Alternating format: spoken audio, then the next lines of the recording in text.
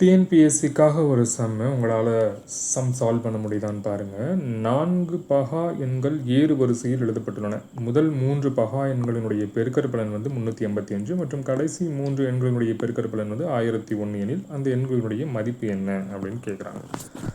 சரி, ஃபஸ்ட்டு 4 பகா எண்கள் வந்து என்னன்னு தெரியாது. அதனால் நம்ம என்னென்னு எடுத்துக்கலாம் அப்படின்னா ABCD அப்படின்னு எடுத்துக்கலாம்.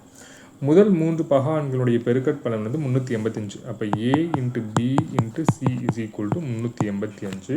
கடைசி 3 எண்களுடைய பெருக்கற்பலன் வந்து 1001. அப்போ B × C × D = 1001.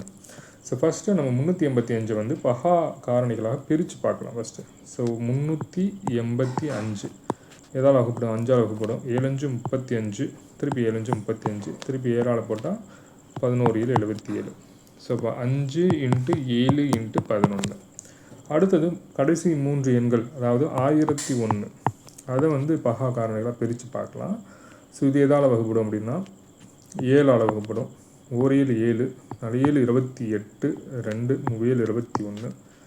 திருப்பியும் இது வந்து 11ஆல் வகுப்படும். 11 11 13 33. ஸோ இப்போ இது வந்து பார்த்திங்கன்னா 7 11 13.